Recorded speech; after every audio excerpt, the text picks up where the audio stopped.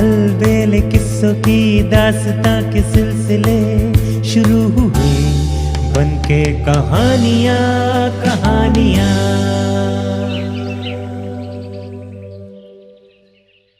सिंहासन बत्तीसी, छठी पुतली की कहानी। राजन, मेरा नाम रवि भामा है और मैं इस सिंहासन में जड़ी 32 पुतलियों में से एक हूं। मैंने राजा विक्रमादित्य का अद्वितीय पराक्रम, धैर्य और अतिथि सत्कार देखा है। आप इस सिंहासन पर विराजमान होने से पूर्व मेरी ये कथा सुने और उसके बाद ये निर्णय लें कि आप इस सिंहासन पर बैठने के अधिकारी हैं अथवा नहीं।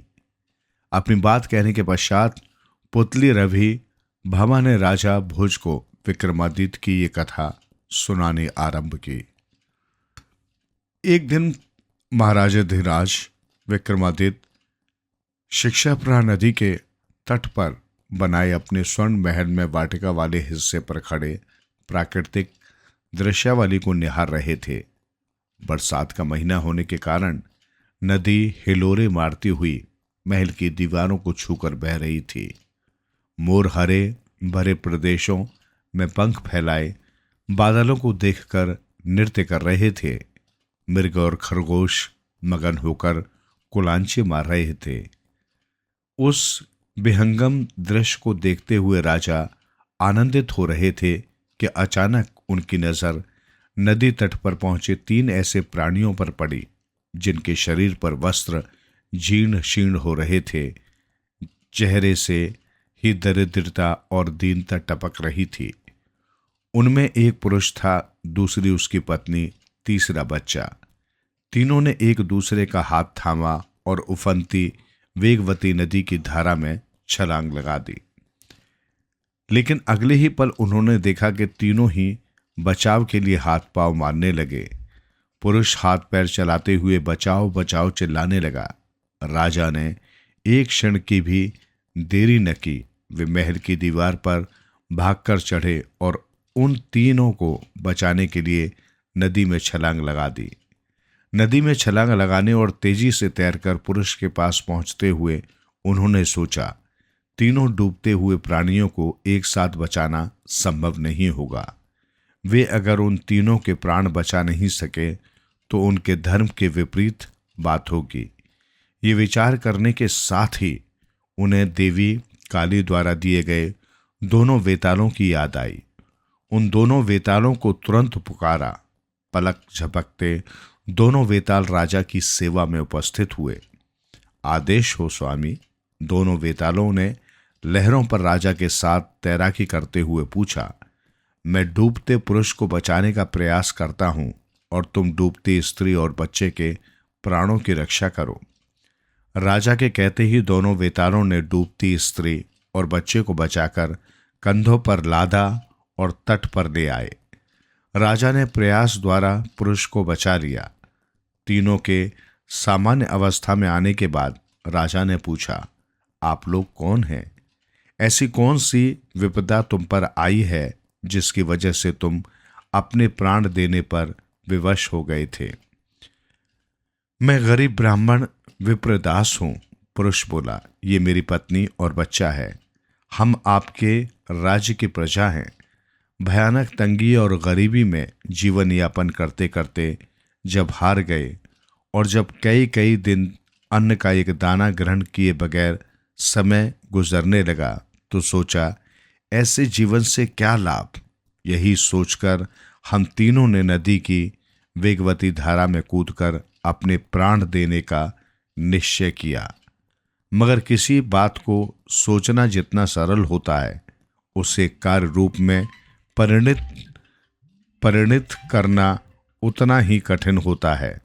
हमने नदी में कूदकर प्राण त्यागने का निर्णय तो ले लिया, मगर नदी में कूदने के बाद जीवन का मोह पैदा हुआ और हमने बचाव के लिए पुकार करना और हाथ पैर चलाना आरंभ कर दिया। आपने हमारे प्राण बचाकर हम पर बहुत उपकार किया है। इसे उपकार मत समझो। अपने राज्य की प्रजा के जीवन की रक्षा करना हर हाल में राजा का धर्म होता है। मैंने अपना धर्म निभाया है, राजा ने कहा।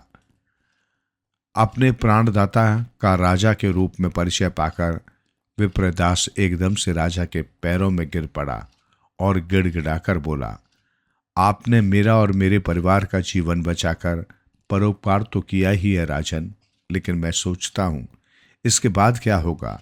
रोज रोज भूखों मरने से अच्छा था कुछ देर का कष्ट सहकर मृत्यु का वरण कर लेता।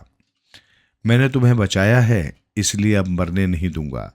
मगर ये बताओ कि तुम्हारी और तुम्हारे परिवार की ये दीन अवस्था कैसे हुई? क्या तुम्हारी आय का कोई साधन नहीं? हम जन्मजात अत्यंत निर्धन है राजन। निर्धनता के कारण मैं पढ़ लिख न सका। बचपन से ही मेहनत मजदूरी के कार्य पर लग जाना पड़ा। उसी को आजीविका का साधन बना लिया। श्रम करने वाला भूखों नहीं मरता, यह अटल सत्य है। फिर तुम और तुम्हारा परिवार क्यों भूखों मर रहा था, ये बात समझ में नहीं आई।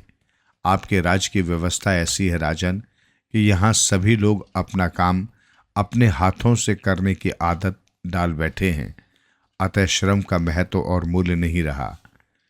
विप्रदास की बात सुनकर राजा विक्रमादित्य ने मन ही मन कुछ सोचा और मुस्कुराकर बोले, कोई बात नहीं, चिंता मत करो।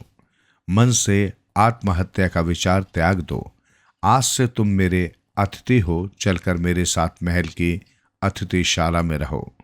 तुम्हें वहां किसी तरह का कष्ट नहीं होगा। एक बार फिर सोच लें राजन, विप्रदास बोला। तुम्हारे कहने का तात्पर्य क्या है?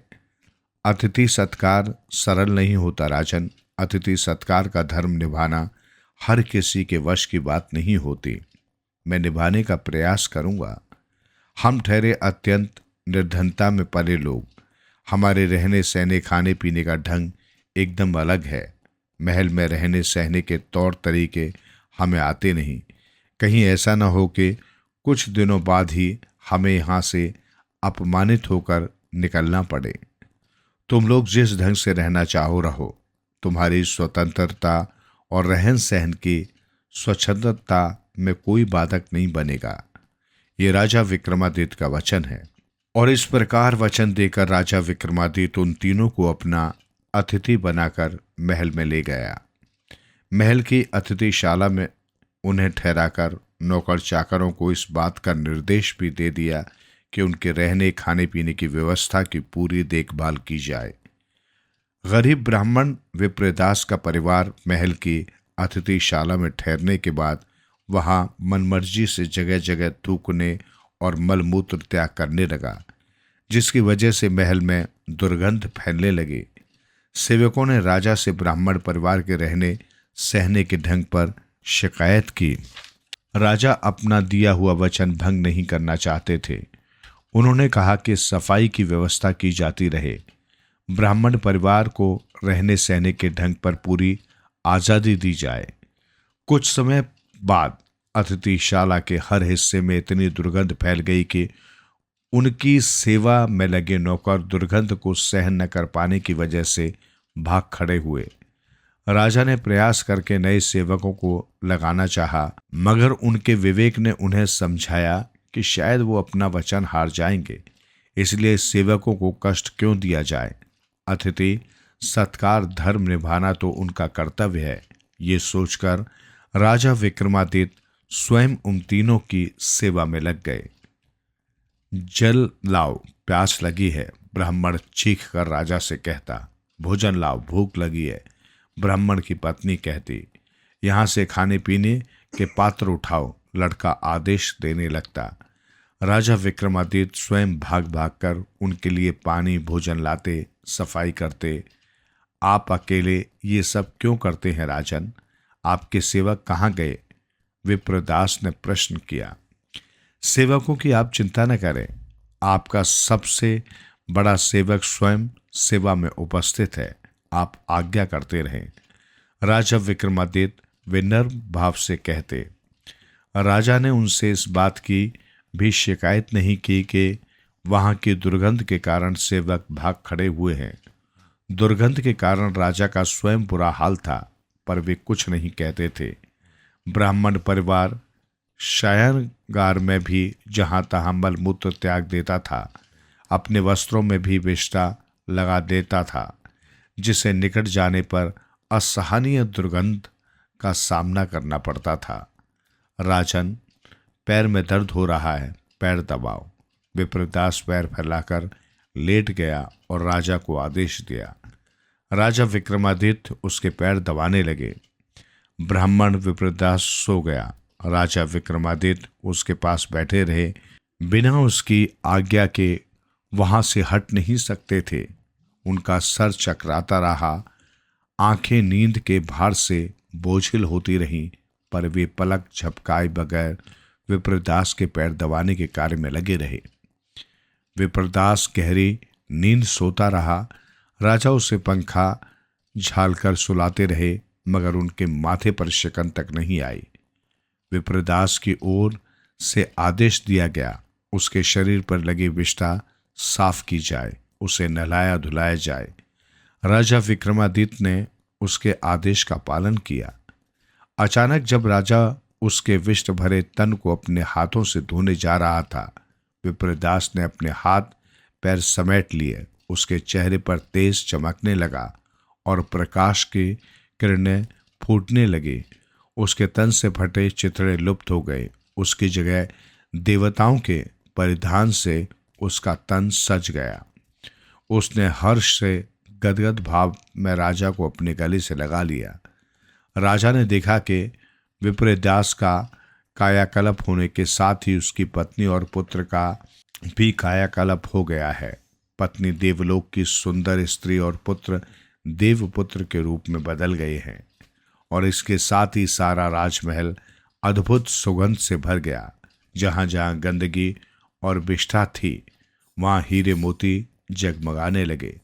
सारा वातावरण सुगंधमय हो गया। विप्रदास रूपी ब्राह्मण ने राजा को गले लगाकर कहा, मैं वरुण देव हूं राजा विक्रमादित्य। हम सब परिवार तुम्हारे अतिथि सत्कार और प्रजापालक होने की परीक्षा लेने आए थे। परीक्षा में तुम खरे उतरे। मैं वरदान देता हूं कि तुम्हारे राज्य में कभी सूखा नहीं पड़ेगा। तुम्हारे राज्य के खेतों में 3-3 फसलें लहराएंगे। ऐसा कहकर वरुण देव सब परिवार अंतर्ध्यान हो गए। इस कथा को सुनकर पुतली ने पूछा, कहो राजा भोज, क्या तुम इतने धैर्य और विश्वास के साथ किसी अतिथि का सत्कार कर सकते हो? शायद नहीं, है न राजन? तुम इस बात का स्मरण नहीं रखते कि कण कण में भगवान है। हर प्राणी की सेवा करना राजा का कर्तव्य है। अगर तुमने ऐसा एक भी कार्य किया हो जिसमें अपने प्राणों पर खेलकर किसी गरीब प्रजा की जान बचाई हो तथा उसका इतना मन योग से अतिथि सत्कार किया हो, तो तुम इस सिंहासन पर बैठने के अधिकारी हो। राजा भोज पुतली का प्रश्न सुनकर उस दिन भी उदासी से भरे हुए महल के शयन कक्ष की ओर लौट गए। 6 दिनों की मिली निराशा के बाद 7वें दिन राजा भोज अन्य दिनों की अपेक्षा कुछ जल्दी सोकर उठ गए। उन्होंने अपने श्रेष्ठ मंत्री और राज ज्योतिषी को बुलाकर मंत्रणा की। मंत्री ने पूछा, क्या राज के भूगर्भ से निकली धन संपदा पर राजा का अधिकार नहीं होता? मंत्री जी, राज्य की हर संपदा पर राजा का ही अधिकार होता है राजन। मंत्री ने कहा, फिर क्या कारण है कि मैं अपने राज्य के भूगर्भ से निकले सिंहासन पर बैठने में खुद को असमर्थ पा रहा हूं? राजा भोज ने प्रश्न किया। अब इस विषय में मैं क्या कह सकता हूं राजन? मंत्री ने कहा। तब राजा भोज राज ज्योतिषी की ओर मुखातिब होकर बोला, आप शुभ लग्न और मुहूर्त देखिए और मुझे बताइए कि किस समय मेरा सिंहासन पर बैठना उचित रहेगा। ऐसा मुहूर्त निकालिए जिसमें कोई विघ्न बाधा सामने ना आ सके। राज ज्योतिषी ने मुहूर्त देखा और कहा, आपके लिए वही मुहूर्त शुभ है राजन, जिसमें अन्य दिनों आप सिंहासन के निकट जाकर उस पर बैठने का प्रयास कर चुके हैं। अगर मुहूर्त शुभ रहा है तो क्या कारण है कि मैं उस सिंहासन पर बैठ नहीं पाया। कभी कभी भाग्य और कर्म में संघर्ष चलता रहता है राजन। ऐसे में जो प्रबल होता है वही सफल हो जाता है। आप प्रयास करते रहें, किसी न किसी दिन सफलता मिल ही जाएगी। राज ज्योतिषी ने विनीत स्वर में कहा। प्रयास करते रहने और सफलता की कामना के साथ राजा भोज 7वें दिन भी राजा विक्रमादित्य के सिंहासन की ओर बढ़े। उन्होंने सिंहासन की ओर अपना पहला कदम बढ़ाया ही था कि सिंहासन में जड़ी 7वीं पुतली तेजी से राजा भोज के सामने आ गई और उनका रास्ता रोककर खड़ी हो गई।